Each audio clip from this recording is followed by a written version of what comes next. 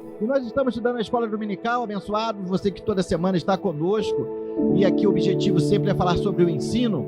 Nós estamos entrando na lição de número 5, que vai falar a respeito da carta de Paulo aos Gálatas, no seu capítulo 4, a partir do versículo 1. Nós estamos estudando aqui. Se você tem a Bíblia, por favor, pode pegar aí, você vai conferir aí comigo, Gálatas capítulo 4, a partir do versículo 1.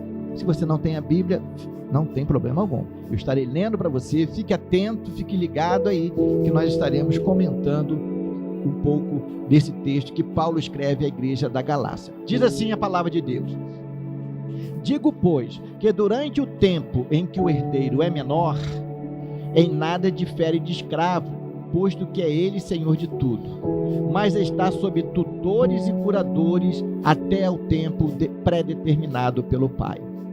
Assim também, nós, quando éramos menores, estávamos servilmente sujeitos aos rudimentos do mundo. Vindo, porém, a plenitude do tempo, Deus enviou seu Filho, nascido de mulher, nascido sob a lei, para resgatar os que estavam sob a lei, a fim de que recebêssemos a adoção de filhos.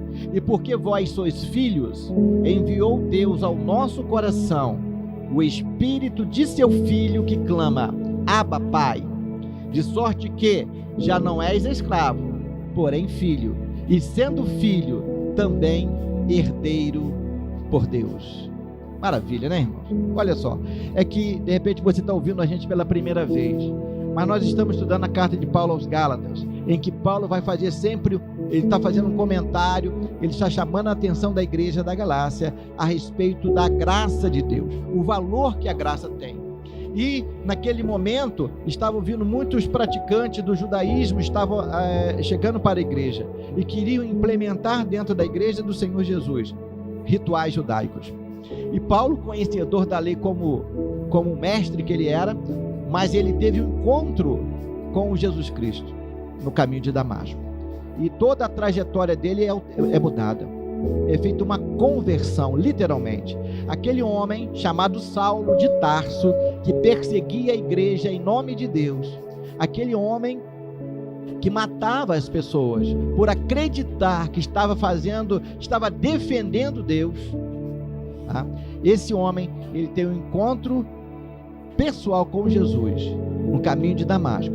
Jesus vai até ele, se apresenta a ele, e durante 3 dias e 3 noites ele fica cego, ele fica em jejum e fica em oração. Ele estava em oração, e o Senhor Jesus ressuscitado já anunciava a ele o que era o verdadeiro evangelho.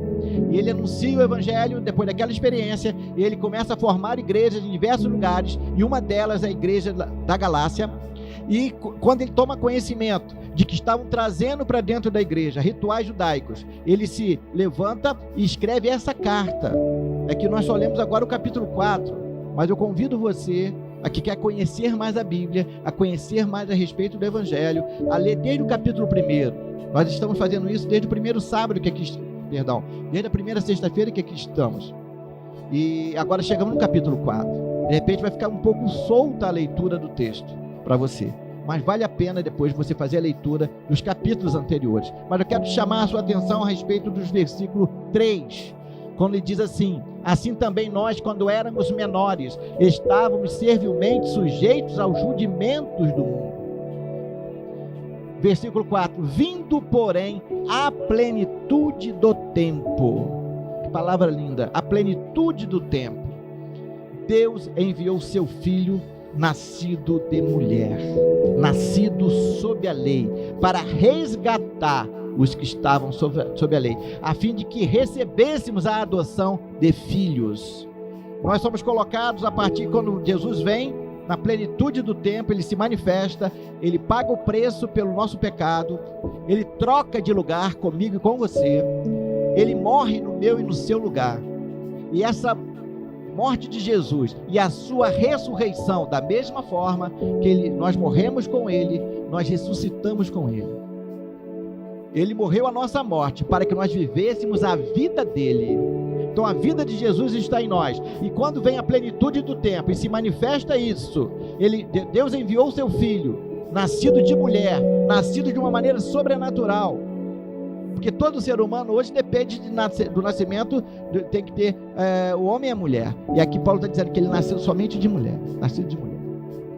Foi na virtude do Espírito Santo. Ele nasce sob a lei, para resgatar os que estavam sob a lei, a fim de que recebêssemos a adoção de filhos. Então, irmãos, em Jesus Cristo, o Filho do Deus Altíssimo, é nele que nós somos também colocados, nós somos regenerados, nascemos de novo e passamos a ser filhos também. E uma coisa interessante que ele vai dizer aqui para nós, no versículo 6, olha que coisa linda que está aqui no versículo 6, receba essa palavra no seu coração: e porque vós sois filhos, enviou Deus ao nosso coração o Espírito de seu Filho, que clama: Abba, Pai. O ser filho de Deus, irmão, não é porque eu resolvi falar que eu sou filho de Deus. Sou filho de Deus porque eu fui até a cruz de Cristo. Eu fui convencido pelo Espírito dele, do pecado, da justiça e do juízo.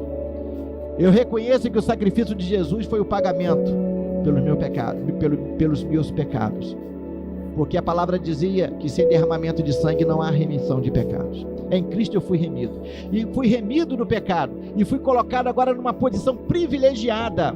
Ele fala que nós fôssemos recebidos como filhos adotivos. E por sermos filhos, Deus envia ao nosso coração o seu próprio Espírito, que clama: Abba, Pai. Dentro em nós, o Espírito Santo de Deus testifica, e Paulo vai dizer em outra carta a respeito disso. Diz que o próprio Espírito testifica com o nosso espírito de que nós somos filhos de Deus. Ser filhos de Deus é um privilégio. Ser filho de Deus tem uma confirmação do próprio Deus. Eu sou filho de Deus porque Deus confirma, Ele testifica com o meu espírito que eu sou filho. Ele manda para o meu coração e manda para o seu coração um espírito que clama: Abba, Pai. Por quê? Porque existe esse reconhecimento, porque o Espírito que nos gera vida é o mesmo Espírito que nos mostra quem é o nosso Pai, é o mesmo Espírito que nos coloca como filhos. E no versículo 7, ele vai dizer: de sorte que já não és escravo, porém filho, sendo filho, também herdeiro por Deus. Oh, Jesus, hein? Tem gente querendo viver como escravo. Ei, alô? Jesus nos resgatou, Jesus pagou o alto preço para que eu e você fôssemos livres da condenação do pecado, livres. Jesus falou que conhecereis a verdade e a verdade vos libertará. Somos livres, e aqui Paulo está dizendo que nós não somos mais escravos. Ei, deixa eu falar uma outra coisa para você: evangelho não é peso não, abençoado. Evangelho não pesa, evangelho liberta. A palavra de Deus, ela nos liberta. Ela não nos causa peso, ela não nos traz peso para nós. Então o evangelho, na época, os judaizantes estavam querendo trazer peso para a igreja, e Paulo falou que não é assim não. Peso era antes. Com Jesus, o próprio Jesus fez essa proposta, né? Aprendei de mim que sou manso e humilde de coração, e encontrarei descanso para as vossas almas. Aprendei de mim, e vai dizer que o fardo dele é leve. E muita gente colocando muito fardo em cima de você, né? Colocando fardos e mais fardos, colocando peso sobre a sua vida. Na verdade, Jesus já te libertou disso. Você não é mais escravo, você é filho. E o Espírito que gera isso em você é o mesmo que clama dentro de você: Abba, Pai. Abba, Pai é a mensagem que nós temos para você.